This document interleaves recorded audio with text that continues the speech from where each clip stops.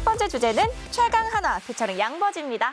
한화의 상승세가 진짜 어마어마합니다. 최하위에서 9경기 만에 2위로 올라가면서 고산병 얘기가 또 막 나오고 있는데 위원님 이제 2주 전에 저희 출연해 주셨을 때 거의 말씀을 안 하시고 앉아 계시고 한숨만 쉬다가 들어가셨잖아요. 하민아, 너가 보기에 하나의 제일 안 좋은 점 뭐야?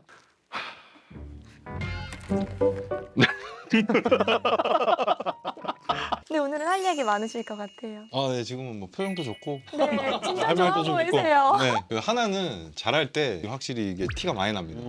네, 다득점도 많고 이 경기를 좀 완벽하게 가져가는. 좀 안 좋을 때는 이제 뭐 타이트한 경기를 하다가 지는 경기가 많고. 그러면 이렇게 하나가 지금처럼 가다가 타이탄 경기에서 졌을 때 그 다음 경기가 가장 중요하겠네요. 그렇죠. 어떻게 되는 편이에요, 그렇죠. 보통? 이제 거기서 연패로 이제 접어들면서 이제 좀 위원님 이제 다시 말씀 없어지시고. 많이 이제 톤도 다운되죠. 이제 내려가는 거고. 여기서 이제 다시 리바운딩 할 때가 이제 가장 중요한 것 같아요. 조금은 더 지켜보면서 봐야 될 것 같습니다. 근데 떨어질 때 저기 이재원 선수한테 전화하시면 되잖아요. 그렇죠.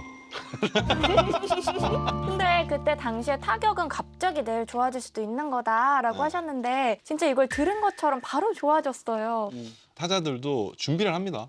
안에서도 이제 스텝이랑 같이 해서 뭐 득타도 하고 뭐 문제가 있는 선수들은 이제 문제점 찾기도 하고 하는데 그 시점에서는 이미 그 문제점들에 대해서는 다 연습을 하고 있는 중이었을 거예요, 분명히.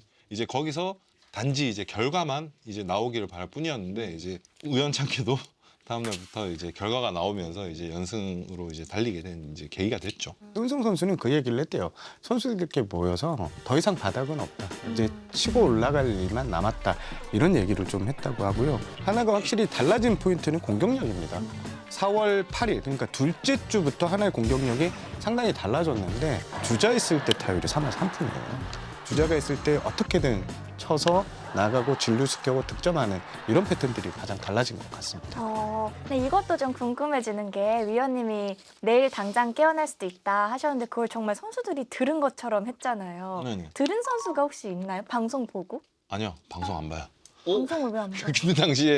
그때 당시에 그 팀 분위기면 네. 매체화는 아마 거의 단절했을 거예요. 거의 절에 있다고 보시면 돼요. 모 선수는 네. 네이버 스포츠면 한 달 전에 보고 안 봤다는 선수도 있었어요. 그만큼 이 심리적으로도 많이 힘든 상태예요. 그래도 그 와중에도 좀 봐도 봤다고 안 할걸요?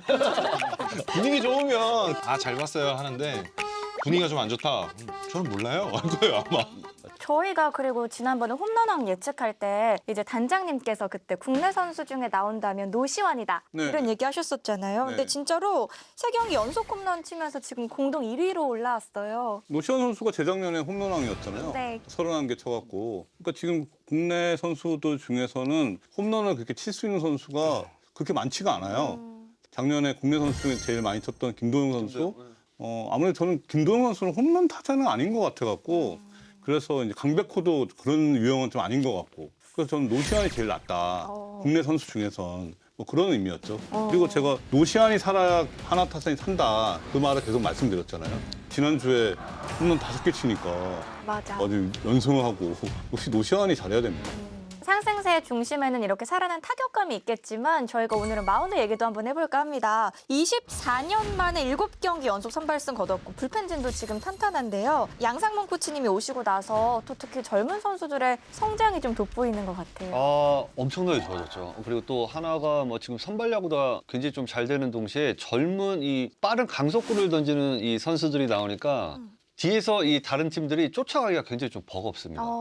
양상문 이 코치님이 정말 이 어린 선수한테 좀 힘을 많이 주고 자신감을 준 결과가 이렇게 부각되지 않나 좀 이런 생각을 해봤어요. 실제로 한화 내부에서 이제 어린 투수들을 좀 대하는 게 좀 다르다. 과거 코치들과는 아버지보다 훨씬 나이 많은 코치가 와서 격려, 칭찬, 그리고 이 사람을 이렇게 띄워주는 이런 게 있어서 선수들이 마음이 과거보다는 엄청 많이 편해졌다 이런 얘기를 하고 있고요. 김경문 감독이 거의 상고처를 하다시피 해서 데려왔거든요. 지금 마운드에 거의 정권을 준 상황이고요. 하나 관계자가 이런 얘기를 하더라고요. 명언 제조기다. 그러면서 선수들에게 팬들에게 대한 책임감을 가져야 된다는 걸 그리고 많은 경륜으로 선수들이 가장 좋은 모습을 유지할 수 있게 도와준다. 이렇게 극찬을 했습니다. 네, 그럼 김경문 감독님이 정권을 주셨으면 이제 양상문 코치님이 투수 교체도 혹시 최종 결정은 결국 감독의 몫인데 그 조언자 역할로서 아마 많은 것을 조언을 하실 테고 김경문 감독이 그 뜻을 많이 가져가는 걸로 저는 알고 있습니다. 이제 특히 김서현 선수가 이제 마무리로 자리를 제대로 잡은 게 하나로서는 되게 큰 수확인 것 같은데 위원님이 보시기에 김서현 선수 작년이랑 뭐가 이렇게 나아졌을까요? 제가 보는 김서현 선수는 좀 이렇게 틀에 박히면 안 되는 선수예요. 본인의 생각을 자유롭게 좀 마운드에서 좀 표현을 하면서 플레이를 해야 되는 선수인데 그동안은 약간 좀 얘기를 들은 거에 대해서 그 틀을 좀 이렇게 가다놓고 좀 하려고 했던 게 자유로움을 좀 많이 없앤 것 같아요. 그래서 이 선수는 본인이 마운드에서 느끼면은 그냥 창의적으로 내가 던지고 싶은 대로 그리고 팔을 올리고 낮추고 이거를 자유자재로 하고 지금 김경문 감독님이 처음부터 김서현 선수는 굉장히 좀 아껴서 이 선수를 보호했고 양상문 코치님께서 마운드에서 하고 싶은 대로 하게끔 놔두다 보니까 이 선수가 마운드에서 그냥 최고의 모습으로 물론 뭐 시즌을 치르다 보면 이 선수가 좀 이제 어려움이 있을 텐데 김경문 감독님이 또 이제 그런 쪽으로 이제 진짜 도사시거든요. 예, 그래서 감독님이 계시고 또 양상문 코치님이 계시기 때문에 잘 다독일 것 같다 그런 좀 느낌이 듭니다.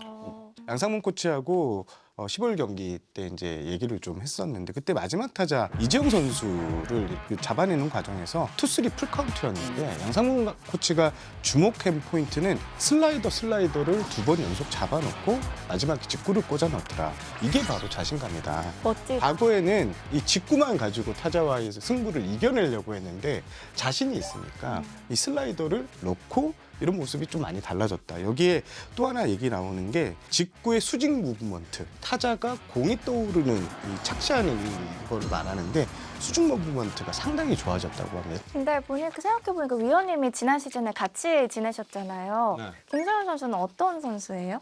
김서현 선수는 김경문 감독님 부임 이전 이후가 확연하게 차이나는 선수 중에 하나예요. 김경문 감독님께서 확실히 길을 깔아줬다라고 표현하는 게 맞을 정도로 그리고 김서현 선수는 그 길을 그냥 가고 있다.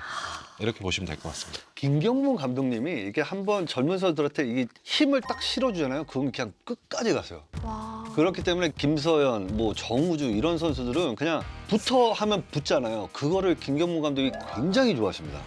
그냥 붙어서 맞는 거에 대해서는 감독님은 본인이 책임을 다 지세요.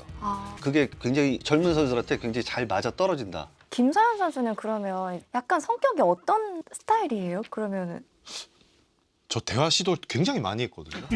네. 김서현 선수랑. 네. 목소리 많이 못 들었어요. 내 이외에는 잘 못 들었어요. 아, 진짜요? 네, 생각보다 저하고 좀 나이 차이가 좀 있고 제가 또 외모도 좀 그렇고 하다 보니까 저를 좀 꺼려했던 것 같은데 다음에 제가 기회가 돼서 이 야구장 가서 한번 보게 되면 네. 제가 또 대화 시도 한번 해보려고요. 제대로. 네, 좋아요. 요즘에 그래서 좀 뭐 심리 공부하시고 막 그러시는 거 아니에요? 아 그렇죠. 그거는 뭐 따라. 저는 가끔 보면 서현이가 얘기를 많이 하던데 뭔가 이 대화를 못 이끌으셨네. 이렇게 그런 것 같아요. 그래서 공부하시는 거죠 요즘에. 네, 네, 그런 것 같고 아, 네. 아무래도 좀 불편해했나? 대화를 못 끌어들인 것 같아요. 사실 김서현 선수 취재진하고 대화도 좀 이렇게 어렵습니다. 진짜요? 그러니까 1대1 인터뷰 뭐 캠프 같은 데 가보면 좀 길게 대답이 안 나와요. 단답형으로 하는 스타일이라 저도 처음에 인터뷰를 하다가 이 선수가 나한테 불만이 있는 건지 이런 식으로 오해할 정도. 그게 아니라 저뿐만 아니라 모든 취재진하고 이렇게 하는데 좀 성격이 좀 샤이한 것도 좀 없지 않아 있는 것 같아요. 마운드에서 모습하고 인터뷰할 때 모습 확실히 또 다른 것도 특징이었습니다. 정우주 선수 얘기도 한번 해볼게요. 시범 경기 때는 좀 불안한 모습 보였었는데 최근에 이제 김서현 선수와 함께 경기 후반을 잘 이제 든든하게 지켜주는 선수잖아요. 저는 정우주 선수가 시범 경기도 저는 불안하지 않았어요.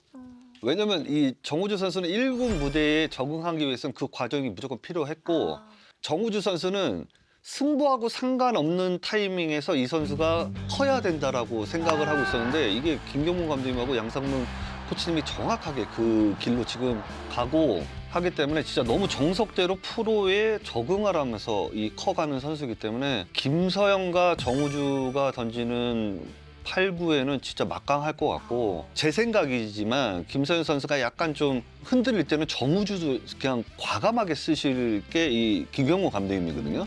그래서 두 명의 이 젊은 이 파이어볼러들이 이 KBO를 이끌어 나갈 그 야구가 굉장히 재밌을 것 같습니다.